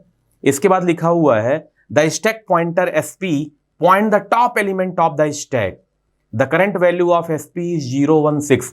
मतलब हो सकता है आपने जो स्टैक बनाया है वो स्टैक ऐसे पॉइंट कर रही है, मैं आपको यहां दे रहा हूं, ठीक। और जो अभी टॉप पॉइंटर है उसका एड्रेस है 0 16E, ये भी हेक्साडेसिमल में है, ठीक है। करंट यहाँ पे ये स्टैक का पॉइंटर है। बेटा ऐसी स्टैक बन सकती है, हमेशा ऐसी स्टैक नहीं होती है, ठीक है। मैं मेमोरी में ऐसे बना रहा हूँ, आप नीचे से अगर मेमोरी की नंबरिंग करते तो ऊपर वाला दिखता, मैंने ऊपर से नंबरिंग की है इसलिए मैंने ऐसे बनाया है, मतलब स्टार्टिंग एड्रेस यहाँ से लिया है और अपवर्ड ग्रो कर रही है, ठीक है, तो इसलिए नीचे कर दिया है। ध्यान रखना, ये मत बोल देना सर आपने ऊपर क्यों नहीं बनाया, अगर ये एड्रेस नीचे लिया होता तो ये ऊपर की तरफ मूव कर रही होती, ठीक। इसके बाद क्या दिया हुआ है, ये टॉप पॉइंटर है। The call instruction is of 2 word, ठीक है। मेमोरी में कहीं कॉल इंस्ट्रक्शन है, यहां कहीं कॉल इंस्ट्रक्शन है जो 2 वर्ड लॉन्ग है, ठीक है। आगे क्या लिखा हुआ है, first word of 2 word, the first word is the op code, पहला वर्ड जो है आपका फर्स्ट वर्ड ऑप कोड है, ऐसे लिख लो, first word is op code, ठीक है। And the second word is the starting address of the subroutine, और सेकेंड वर्ड जो होगा, सेकेंड वर्ड वो स्टार्टिंग एड्रेस होगा सब रूटीन का, जो इस रूटीन मतलब कॉल रूटीन को कर रहा होगा, ठीक। Now the call instruction is implemented as follows, call instruction जो इंप्लीमेंट किया जाएगा, पहला पॉइंट है store the current value of PC in the stack. तो सबसे पहले पॉइंटर यहां था, ठीक। स्टैक कितने का है, 2 बाइट का है, तो 2 बाइट ऐड होगी, मतलब 2 बाइट का जंप लेगा ये पहले फर्स्ट स्टेप में जो करता जा रहा है कॉल इंस्ट्रक्शन, वो करते जाइए। Store the current value of PC in the stack, ठीक। तो करंट वैल्यू कौन सी है आपकी, करंट वैल्यू नीचे लिखा होगा, लिखा है the content of PC just before the fetch of call instruction is, दिया हुआ है 5FA0, 5FA0, ये करंट मतलब कॉल इंस्ट्रक्शन को फैच करने के पहले दिया हुआ है, ये क्वेश्चन के नीचे देखिएगा, the content of PC just before the fetch of call instruction is 5FA0, ठीक है। हेक्साडेसिमल में है, बाइनरी में अलग होगा, ठीक है। बाइनरी में आप 4 बिट 16 बिट पे आएगा ये, ठीक। After the execution of call instruction the value of the stack pointer, कहने का मतलब ये कि प्रोग्राम काउंटर की वैल्यू है बिफोर कॉल इंस्ट्रक्शन, ठीक। मेमोरी के अंदर कहीं कॉल इंस्ट्रक्शन डली हुई है जो 2 वर्ड लॉन्ग है, 2 वर्ड, 1 वर्ड की साइज क्या दी हुई है यहां पे, 1 वर्ड इक्वल टू 2 बाइट है, मतलब ये दो मतलब 4 बाइट में है, टोटल कितने बाइट में स्टोर है, ये 4 बाइट में कॉल इंस्ट्रक्शन, ठीक है। ध्यान रखिए कॉल इंस्ट्रक्शन कितने पे है, 4 बाइट पे है। नाउ तो अब क्या करना है, अब यहां पे कॉल इंस्ट्रक्शन आया और प्रोग्राम काउंटर की वैल्यू ये थी, तो पहले स्टेप में क्या बोल रहा है, store the current value of PC in the stack. Stack current value किसकी कितनी है, 5, मतलब ये 2 बाइट लॉन्ग है, कितने बाइट लॉन्ग है, 2 बाइट। तो अगर मैं इसको 2 बाइट मानूं, ठीक है, तो 1 बाइट मतलब ये एक डब्बा कितने का है, 2 बाइट लंबा है, ये एक डब्बे के अंदर 2 बाइट आ रही हैं, तो 5FA0 ये ऐड हो जाएगा, तो अब स्टैक पॉइंटर कहां पहुंच गया, यहां। तो इसके अंदर 2 बाइट जोड़नी है, कितनी बाइट जोड़नी है, 2 बाइट, ठीक है। तो अगर 2 बाइट जोड़नी है, ध्यान रखिएगा, मतलब अभी कितनी बाइट है, जितना भी है 016E में पहले कितना जोड़ना है, 2 जोड़ना है। अरे हर एक बाइट का एड्रेस है, तो 2 बाइट बची, तो 2 मतलब 000, हेक्साडेसिमल में 2 है, तो पहले जोड़िए, तो कितनी वैल्यू आएगी, ई मतलब कितना होता है आपको हेक्सा, ये भी 002 को भी मतलब 2 बाइट को हेक्साडेसिमल में बदलिए तो ऐसा है। अब इसको ऐड करिए तो कितना आएगा, ए मतलब होता है 10, 11 मतलब बी, 12 मतलब सी, 13 मतलब डी, 14 मतलब ई, ठीक। तो ऐड करिए, और अगर इस वाले ऐड में दिक्कत जा रही तो सबसे अच्छा तरीका क्या है, इसको डेसिमल में कन्वर्ट कर लो या बाइनरी में कन्वर्ट कर लो, तुरंत ऐड आ जाएगा। जैसे इसमें अगर मैं बोलूं कि कैरी कैसे फॉरवर्ड होगी, देखिए जैसे मान लीजिए अगर इसको मैं बाइनरी में कन्वर्ट करता हूं, मान लीजिए थोड़ी देर के लिए अगर इसमें डाउट हो रहा तो अपन बाइनरी में कर लेते हैं। इधर वाले तो 1 2 3 4 0 0 0 0 0 1, ये वाला 1 के लिए, और 6 के लिए 0 0 1 0, नहीं इधर भी 1, ठीक, ये 6 के लिए, और ई के लिए, ई मतलब 14 1 1 0, ठीक है, ये होगा 1 2 4 8 8, चलो हाँ ये सही है ना। अगर मैं 2 का बाइनरी लिखूं तो 1 0 0 0, बाकी सब तो 0 0 ही है, ठीक है, पूरा 0 से भर सकते हैं। तो अगर आप ऐड करेंगे तो 0 + 0 0, 1 + 1 कितना आएगा, 1 + 1 0, और 1 कैरी है तो कैरी फॉरवर्ड करेगा तो 1 + 1 क्या हो जाएगा 0, ये 1 + 1 क्या हो जाएगा 0, ठीक है, और ये 1 आ जाएगा आपका यहाँ इस वाले में, यहाँ तक पूरे में 0 हो जाएगा ये कैरी की वजह से, और ये 1 रहेगा, ये 1 रहेगा, ठीक है, ऐड कर रहे हैं ध्यान रखिएगा, इधर भी 0, ये 0, ये 0, ये 0, ये 0, ये 0, 0। अब अगर ऐड करेंगे तो अब ये 1 बन गया, अब ये 1 अब पूरा इधर वाला रख दीजिए, वही वाला 0 1 1 2 3 4 5 6 7 1 2 3 4 5 6 7, ठीक। नाउ 1 2 3 4 5 6 7 8 9 10 11 12 13 14 15 16, अब 4 4 के जोड़े बनाएंगे तो ये 0, ये 1, तो 0 1 यही है। नाउ ये आपका बन जाएगा 7 और ये 0, मतलब जो अगली मेमोरी आएगी वो आएगी 0 1 7 0, मतलब इसका जब अपन ऐड करेंगे तो 0 1 7 0 आएगा, ये आपके सामने आ रहा है, ये 0 है, ठीक है, मैंने इसलिए बाइनरी लेके ऐड कर दिया है। तो ये कब हुआ, जब दो बाइट का आपने क्या डाला, current value of program counter. Now next point क्या है, store the value of PSW register in the stack. मान लीजिए प्रोग्राम स्टेटस वर्ड में जो भी वैल्यू होगी वो कितनी वैल्यू होगी, 2 बाइट लॉन्ग होगी, 2 बाइट लॉन्ग, कुछ भी हो सकती है, 6F-D-0 कुछ भी हो सकती है एक्सेट्रा, बस ये 2 बाइट का है, तो 2 बाइट की वैल्यू ये भी जाएगी इसके अंदर, PSW के जो भी स्टेटस है, मान लो 6F-D-0 जो भी है, या मैं अपने से मान लिया हूं, ठीक है, बस ये ध्यान रखिएगा 2 बाइट का ऐड होगा, कितने बाइट का ऐड होगा, 2 बाइट का। तो अगर अब 2 बाइट और इसमें ऐड होगा तो ये क्या बन जाएगा 0 1 7 2 बन जाएगा, अगर आप ऐड करेंगे, बस इतना। फिर क्या पूछा है, पूछा है कि after the execution of the call instruction the value of the stack pointer is, क्या होगी वैल्यू 0 1 7 2, आपका ऑप्शन डी आंसर। कुछ नहीं था क्वेश्चन में, बस चलाना था, ऐड करना था, हो गया। अब बताइए कितना बड़ा, मैं अब समझाने में टाइम लगा है, जब इसको करेंगे ना, जब प्रॉपर फीलिंग रहेगी, खाट 2 नंबर में आया था 2015 में, ठीक है। तो यहां पे मैंने लगभग क्वेश्चंस आपके असेंबली लेवल लैंग्वेज के या उससे रिलेटेड जो अपन ने अभी टॉपिक पढ़ा, देखिए हमेशा ये प्रोग्राम के एग्जीक्यूशन पे, ये यहाँ पे बेसिक इंस्ट्रक्शन साइकिल पे ही ये क्वेश्चन है, और ये जो क्वेश्चन है आप इनको किसी और टॉपिक पे लेके मत जाइए, ये क्वेश्चन थोड़े से मेमोरी की फीलिंग वाले हैं, या आपकी इंस्ट्रक्शन कैसे चल रही है, जैसे अपन ने पढ़ा था कंप्यूटर से कंपोनेंट के प्रोग्राम काउंटर में वैल्यू आई फिर ये आई, उसी के ये रूप है, ठीक। और ऐसे क्वेश्चन को बनाने के लिए कोई स्पेशल टॉपिक की जरूरत नहीं पड़ती। जब हमारा पूरा CSO खत्म होगा, पूरे तरह से बाइंड अप होगा, तो आपको और जो थोड़ी बहुत इनमें हल्की फुल्की प्रॉब्लम आई होंगी वो भी आना बंद होंगी। मेरे लिए इजी तरीके से इसलिए बताना आसान है क्योंकि मैंने CSO पूरा अच्छे से पढ़ रखा है। जब आप भी पढ़ लोगे तो ये क्वेश्चन आप बहुत आसानी से इजी तरीके से हैंडल करो, क्योंकि तब तक मैं लगभग हर क्वेश्चनों में मेमोरी बना बना के चला के ये दिखा चुका हूँ। तो अगर अभी आपसे ये क्वेश्चन नहीं बने हैं तो पैनिक होने के उसमें नहीं है, अभी तो CSO स्टार्टिंग में है, चिंता मत करिए।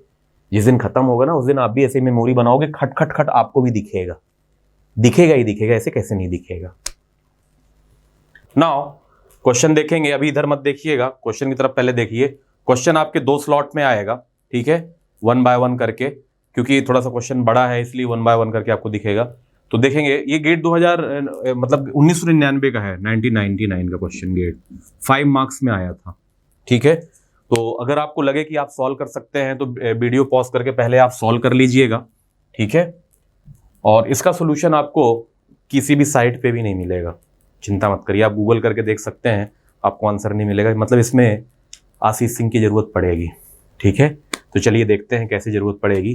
Consider the following programme fragment in the assembly language of a certain hypothetical processor. The processor has a 3 general purpose register.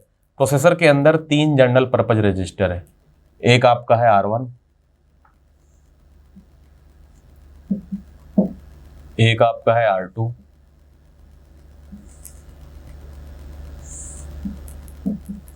और एक आपका है R3। ये रख लीजिए, जितना बोलता जाए करते जाइए। The meaning of the instruction are shown of comment starting with colon. ये इधर आपका असेंबली लेवल प्रोग्राम है और बाजू में कमेंट है जिससे आप समझ सकते हैं, तो समझ सकते हैं तो समझ लीजिएगा, ठीक है। नाउ इसके बाद ये पूरा कोड लिखा होगा आपका, जिसको आपको अपनी कॉपी में पहले लिख लेना है, क्लियर है। और उसके बाद आपको ये क्वेश्चन अटेम्प्ट करना है, ठीक। देखेंगे पहला क्वेश्चन क्या है, फर्स्ट का A point. Initially R1 comma R2 and R3 contain the value 5000। तो 5 को 4 बिट में कंटेन करिएगा। 1999 में जो प्रोसेसर बना करते थे उस टाइम पे 4 बिट का भी रहता था रजिस्टर आपका, ठीक है। 8 बिट करने की जरूरत नहीं है, 4 बिट में लीजिए। तो 4 बिट में 0 1 0 ऐसा ले सकते हैं, ठीक। R2 की वैल्यू 0 0 है तो चारों 0 ले लीजिए, इसको भी 4 0 ले लीजिए। अब मैंने ऐसा इसलिए लिया है क्योंकि मुझे शिफ्ट और वो काउंट करना है, तो मुझे सिर्फ इतना लेके जो अभी क्वेश्चन बोला उतना आंसर निकालना है। 8 लेने की टेंशन अभी मत लीजिएगा, ठीक है। नाउ फिर क्या दिया हुआ respectively, what are the final value of R1 and R3 when control reach Z। जब आपका कंट्रोल कहां पे आ जाए, Z पे आ जाए, Z मतलब बाहर आ जाए, तब आउटपुट वैल्यू फाइनल किसकी होगी, R1 और R2 की बतानी है। किसकी बतानी है, इसकी, ये वैल्यू बतानी है कि रजिस्टर की क्या होती है, ठीक। नाउ सबसे पहले CMP इंस्ट्रक्शन है कंपेयर। थोड़ा सा कंपेयर इंस्ट्रक्शन में एक वर्ड है JZ, जंप इफ 0। इसमें ये वर्ड लिखा है कंपेयर R1 एंड 0, मतलब R1 और 0 कंपेयर करो। Set flag appropriately in status register. तो एक 0 फ्लैग नाम से होता है एक्चुअल में जो कंपेयर इंस्ट्रक्शन होती है। कंपेयर इंस्ट्रक्शन के अंदर टोटल 4 फ्लैग होते हैं। एक कैरी फ्लैग भी होता है, ठीक है, एक ओवरफ्लो फ्लैग होता है और एक आपका 0 फ्लैग भी होता है। अभी मेरा यहाँ 0 फ्लैग से मतलब है, तो मैंने 0 फ्लैग की आपकी डिफिनीशन लिख रखी है। 0 फ्लैग का मतलब ये होता है कि स्टार्टिंग में जो 0 फ्लैग होता है उसकी वैल्यू 0 से इनिशियलाइज होती है, ठीक। अब देखिए, द 0 फ्लैग इज सेट 1।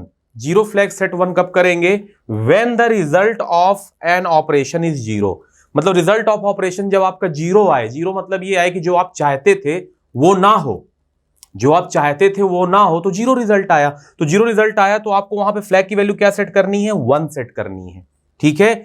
आगे क्या लिखा हुआ है, अदरवाइज इट इज क्लियर्ड। अगर जो आप चाहते थे वो मिल गया तो क्या कर दीजिए, क्लियर्ड कर दीजिए। क्लियर्ड मतलब इसको 0 कर दीजिए, मतलब 0 को 0 रहने दीजिए। जैसे अगर आप कंपेयर कर रहे हैं, जैसे मान लीजिए आप R1 और 0 कंपेयर कर रहे हैं, कंपैरिजन कर रहे हैं, ठीक है। तो अगर मान लीजिए R1 की वैल्यू आपकी 0 आ गई, तो यहां पे क्या हो गया, जो आप चाहते थे, क्या चाहते थे, इक्वल आ जाए।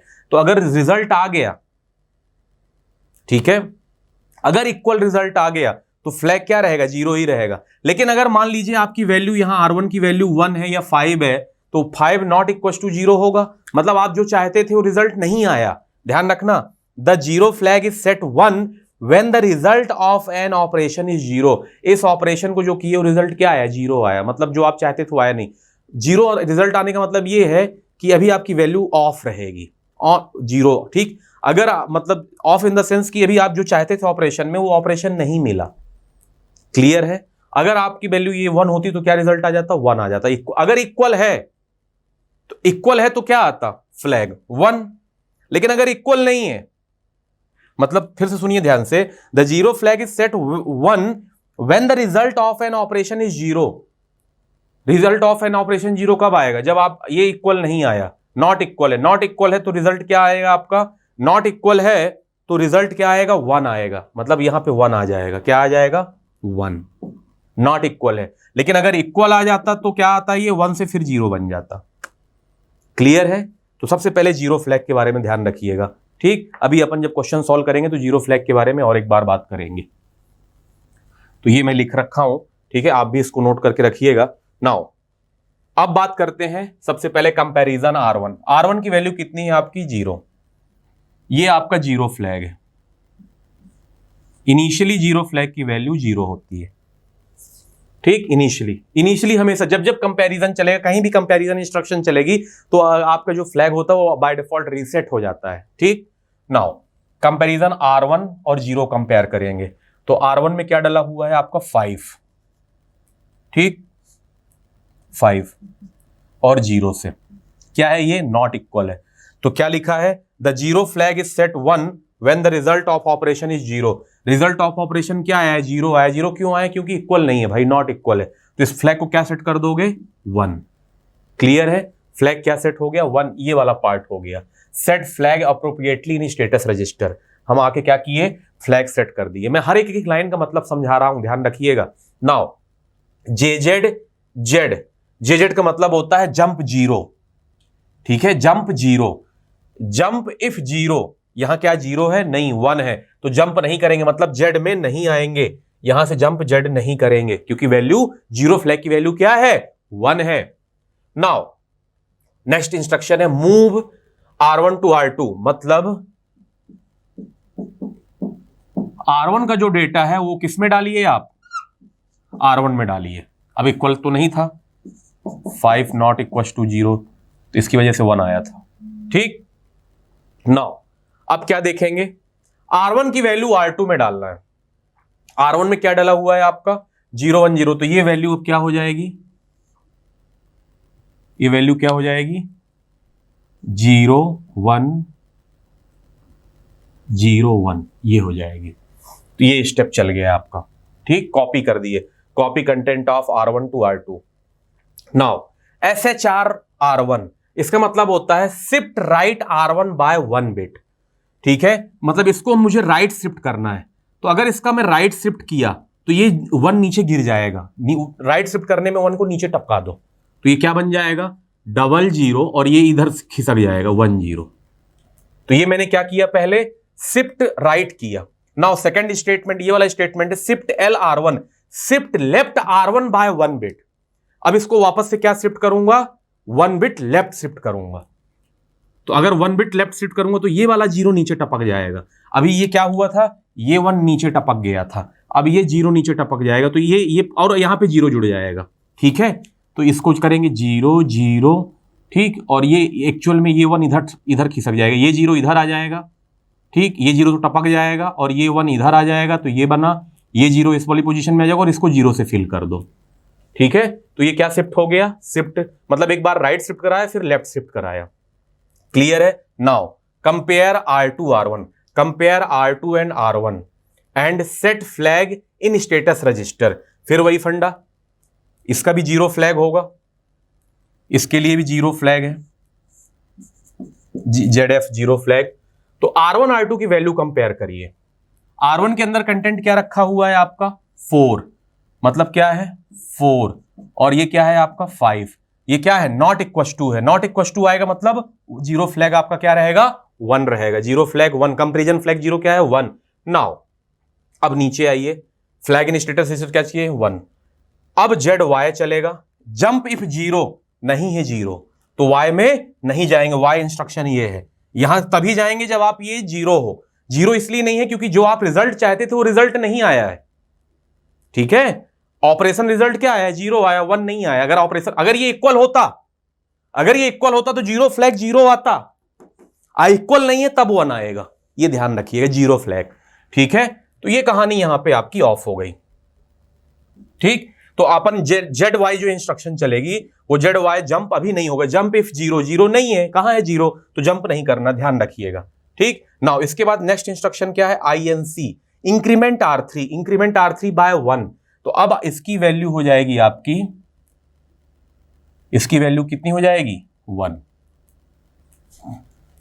ठीक, नाउ जैसे ही 1 हो जाएगी तो वापस से, अब ये Y तो चला नहीं, तो वापस से अभी ये कहां पे जाएगा, जहां पे कंपेयर कर, कंपैरिजन है, तब तक करता रहेगा कंपैरिजन जब तक वो कंपैरिजन ट्रू नहीं होता। नाउ फिर से जाएगा ऊपर, फिर कंपेयर करेगा क्योंकि अभी X में ही रहेगा।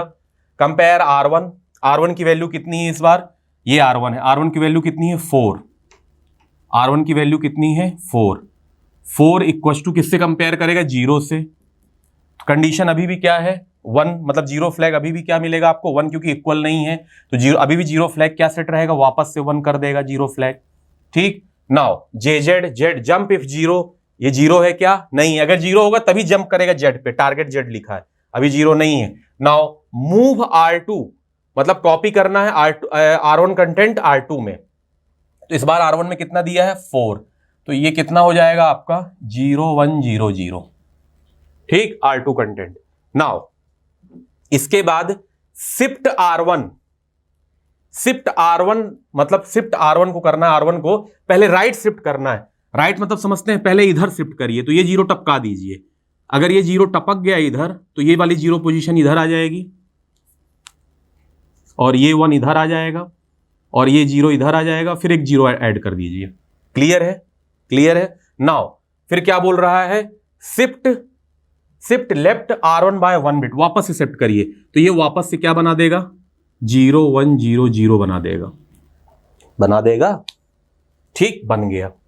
नाउ इसके बाद कंपेयर करिए R2 R1 को, R2 एंड R1 कंपेयर जब करेंगे, इस बार जब R2 R1 कंपेयर करेंगे तो क्या मिलेगा आपको, ये R1 की वैल्यू कितनी है 4 और इस की वैल्यू कितनी है 4, डेसिमल में मान लीजिए कितने हैं 4 4, और बाइनरी भी कंपेयर करेंगे तो बराबर मिलेगा।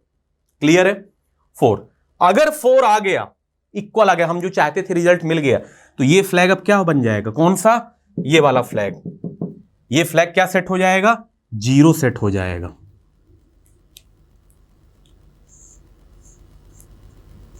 ठीक है, अब 0 बन गया, देखिए Z Y चलेगा, जंप इफ 0, हाँ 0 है तो अब Y इंस्ट्रक्शन, अब इंक्रीमेंट नहीं करेगा इस बार यहां से सीधा जंप यहां Y में आ जाएगा, क्योंकि 0 फ्लैग 0 हो गया, क्योंकि वैल्यू इक्वल मिल गई है। अब ये क्या बोल रहा है, देखिए SHR शिफ्ट R1 रजिस्टर को शिफ्ट करना है, shift right R1 by 1 bit, मतलब राइट साइड 1 बिट से शिफ्ट करना है, मतलब ये राइट साइड, मतलब राइट साइड शिफ्ट करेगा तो ये 0 नीचे टपक जाएगा, अगर ये नीचे 0 टपक जाएगा तो इन तीनों को मूव कराइए और इस वाले प्लेस, जैसे ये 0 है तो ये 0 इस वाले प्लेस पे चला जाएगा, ये 1 इस प्लेस पे चला जाएगा, ये 0 इधर और इधर 0 आ जाएगा, मतलब कैसे, ये 0 ये 1 ये 0 और इधर फिर एक 0 से फिल कर जाएंगे, राइट साइड क्या फिल कर जाएंगे 0 से, इसका मतलब ये। नाउ ये करने के बाद ये jump X, jump to target X, कहां जाएंगे वापस से, फिर X में जाएंगे, फिर X में आए। नाउ अगेन कंपैरिजन, R1 का 0 के साथ कंपैरिजन करेंगे, ठीक, तो R1 में क्या वैल्यू है इस बार आपकी 2 इक्वल टू 0, कंडीशन जो आप चाहते थे नहीं मिली तो अभी भी 0 फ्लैग, इसका 0 फ्लैग क्या होगा, इसका जो 0 फ्लैग है वो अभी भी क्या होगा, 1 होगा, ठीक, 1 होगा तो आप जंप Z में नहीं करेंगे, मतलब एंड नहीं होगी instruction. Now move R2 R1, मतलब copy content of R1 to R1 में क्या है इस बार 2, तो ये कट के अब क्या आ जाएगी वैल्यू 0 0 1 0 आ जाएगी, ठीक है 0 0 1 0। नाउ इसके बाद shift R1, shift right R1 by 1 bit, अब इसको राइट शिफ्ट करिए, राइट शिफ्ट करेंगे तो ये बिट टपका दीजिए, जैसे बिट टपकेगी तो ये 1 कहां आ जाएगा, इधर आ जाएगा, ये 0 इधर मूव करेगा, ये 0 इधर मूव करेगा, और इधर वाला स्पेस जो खाली होगा वो 0 से फिल करिए, तो 0 0 1 आ जाएगा, ठीक। फिर क्या बोल रहा है ये, shift left R1 by 1 bit, फिर इसको शिफ्ट करिए इधर, ये वाला 0 टपकाइए तो 0 0 1 0 फिर से बन जाएगा। क्लियर है? नाउ ये कहानी खत्म, कंपैरिजन करिए, कंपैरिजन R2 R1, जैसे ही R2 R1 कंपैरिजन करेंगे तो फिर से क्या मिल जाएगा, इधर भी 2 है, ये देखिए रिजल्ट, और इधर भी 2 है, मतलब ये भी 2 है, ये भी 2 है, मतलब 2 इक्वल टू 2। कंपैरिजन रिजल्ट क्या है, जो आप चाहते थे वही मिला, मतलब 0 फ्लैग क्या रहेगा, 0 ही रहेगा, 0 फ्लैग 0 ही रहेगा। जैसे ही 0 फ्लैग 0 रहेगा तो ZY जब चेक करने जाएंगे, ZY जंप इफ 0, मतलब टारगेट Y में आइए, तो जंप इफ 0 मतलब 0 है, तो फिर वापस से कहां आ जाइए Y में, जैसे ही Y में आएंगे तो क्या बोलेगा ये, shift R1, shift right R1 by 1 bit, ठीक, तो इसको फिर से क्या करिए 1 बिट राइट शिफ्ट करिए इसको, तो अगर इसको 1 बिट राइट शिफ्ट करेंगे तो ये क्या होगा, ये ड्रॉप हो जाएगा, ये पोजीशन ले लेगा, ये पोजीशन, ये पोजीशन, ठीक है, तो नाउ क्या बन जाएगा, ये 0 0 0 1 बन जाएगा, ठीक। जैसे ये 0 0 1 बन जाएगा तो फिर नीचे आएगा jump X, jump to target X, वापस से X पे जाएगा, ठीक। नाउ कंपैरिजन R1 की वैल्यू कितनी है इस बार 1 है, 1 1 इक्वल टू 0, कंडीशन अभी भी फेल है, तो सेट एप्रोप्रिएट फ्लैग अभी भी क्या रहेगा आपका 1 ही रहेगा, 0 फ्लैग क्योंकि इक्वल नहीं है तो 0 फ्लैग क्या रहेगा 1 ही रहेगा। नाउ नीचे आइए, JZ में आइए, जंप इफ 0 0 नहीं है तो जंप नहीं करेंगे। Now move copy content of R1 to R2, ठीक है, copy content of R1 to R2, मतलब फिर से वही कंटेंट को कॉपी करिए, किसके के, R1 के, तो R1 कंटेंट क्या जाएगा आपका इस बार, ये कट गया, ये कंटेंट कॉपी हो गया 0 0 0 1, ठीक।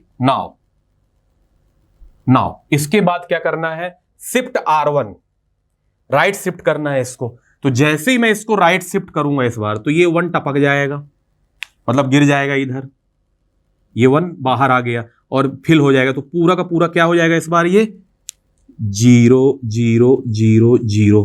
अब अगर ये लेफ्ट शिफ्ट करने के लिए बोल रहा है तो लेफ्ट शिफ्ट करने में भी यही आना है, क्योंकि अब लेफ्ट शिफ्ट भी करेंगे तो जीरो टपकेगा, तो जीरो ही रह जाएगा। क्लियर है? तो लेफ्ट शिफ्ट में भी जीरो जीरो, यही जीरो जीरो ही आना लेफ्ट शिफ्ट अगर करते हैं तो। ठीक, now compare R2 and R1। अगर मैं R2 R1 की वैल्यू कंपेयर करूं तो इसकी वैल्यू क्या है 0 0 0, इसकी वैल्यू क्या है 0 0 1 है। ठीक, ये तो जब कंपेयर करेंगे तो हमें रिजल्ट क्या मिलेगा, मनमाफिक रिजल्ट नहीं मिलेगा। मतलब अगर रिजल्ट नहीं मिला तो यहां फ्लैग क्या सेट होता है 1। अगर इस बार फ्लैग 1 सेट हुआ तो JZY क्या होगा, जंप नहीं करेगा। तो जंप नहीं करेगा तो इंक्रीमेंट क्या करेगा, R3 की वैल्यू को इंक्रीमेंट करेगा। R3 की वैल्यू को जैसे इंक्रीमेंट किया 1 से तो R3 की वैल्यू कितनी हो जाएगी आपकी 2। अरे पहले 1 थी तो अब 2 हो जाएगी। ठीक, और उसके बाद वापस से ऊपर जाएगा। जैसे ही इस बार ऊपर जाएगा तो R1 की वैल्यू क्या हो चुकी है आपकी 0। R1 रजिस्टर की वैल्यू क्या है 0। तो ये 0 0 0 मतलब 0 कंपेयर होगा किससे 0 से। इस बार कंडीशन क्या मिल जाएगी आपकी, मन माफिक मिल जाएगी। तो ये जो 0 फ्लैग था ये क्या सेट हो जाएगा 0।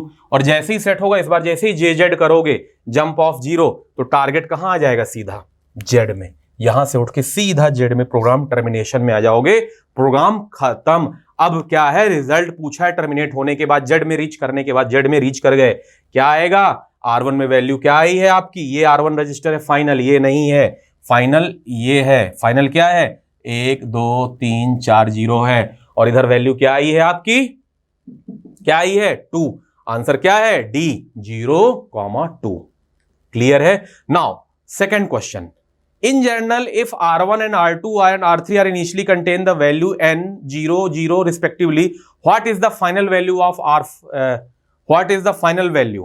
ठीक है, what is the final value of Z, मतलब इसकी फाइनल वैल्यू क्या होगी रिजल्ट की। ठीक है, when control reach Z। ठीक,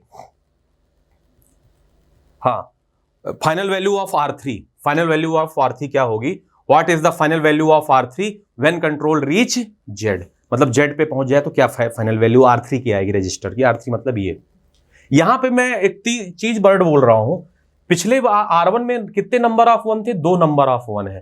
तो R3 की वैल्यू कितनी आई है 2 है। मैं ये कहूंगा कि ये बाइनरी में नंबर ऑफ 1 काउंट कर रहा है। सर जी इसका प्रूफ दो, ऐसे नहीं मानेंगे। तो अभी मैंने ये ले लिया है। नाउ मैं नेक्स्ट एग्जांपल लेना चाहूंगा। मैं जीरो फ्लैग भी मिटा रहा हूं क्योंकि अब जीरो फ्लैग की कहानी आपको क्लियर है, थोड़ा सा ये बड़ा बनेगा इसलिए। अब जो मैं कहानी लेने जा रहा हूं वो कहानी है 4 1 की।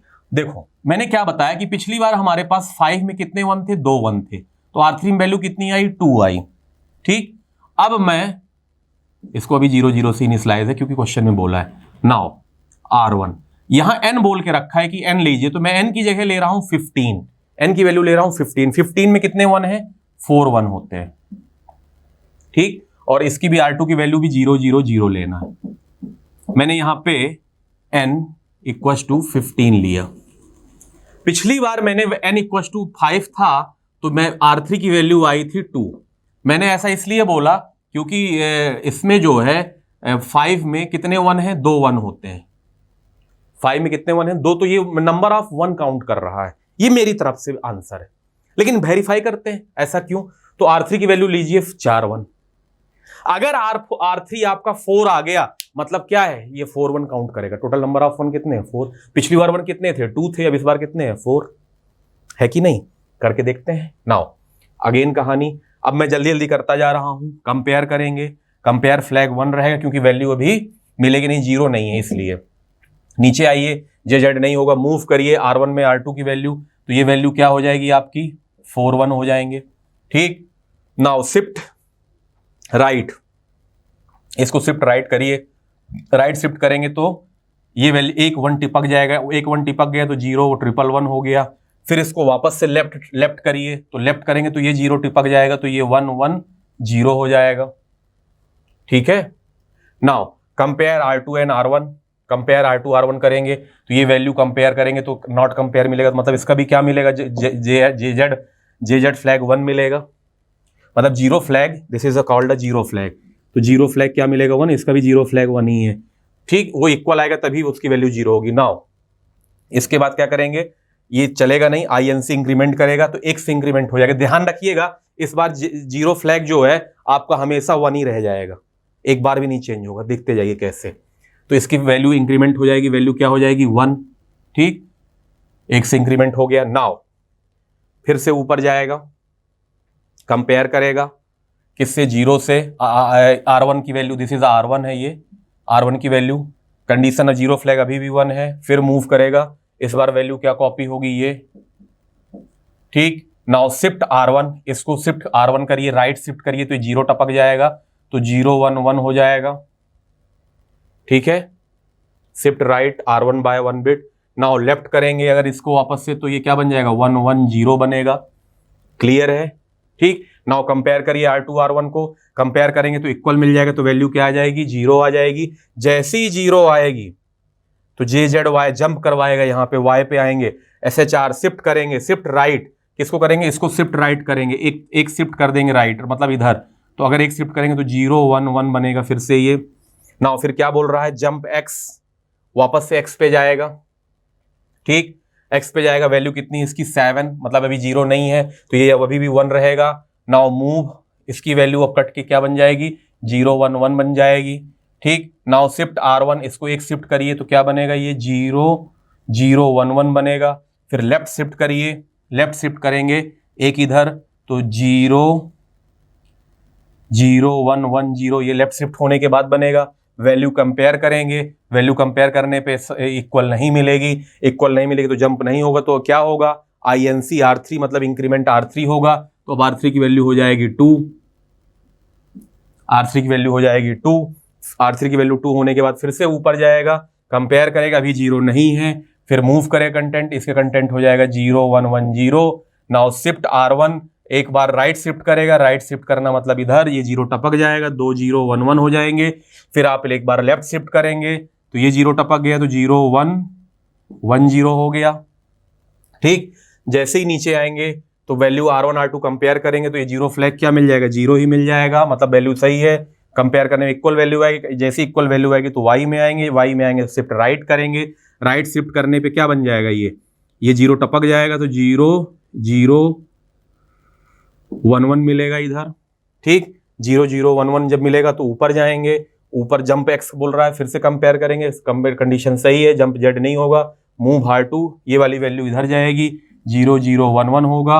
नाउ फिर से शिफ्ट R1 होगा, इसको राइट शिफ्ट करेंगे तो ये वैल्यू 0 0 0 1 होगा, ये 1 नीचे टपक गया। फिर लेफ्ट शिफ्ट करेंगे तो 0 0 1 0 हो जाएगा, ठीक।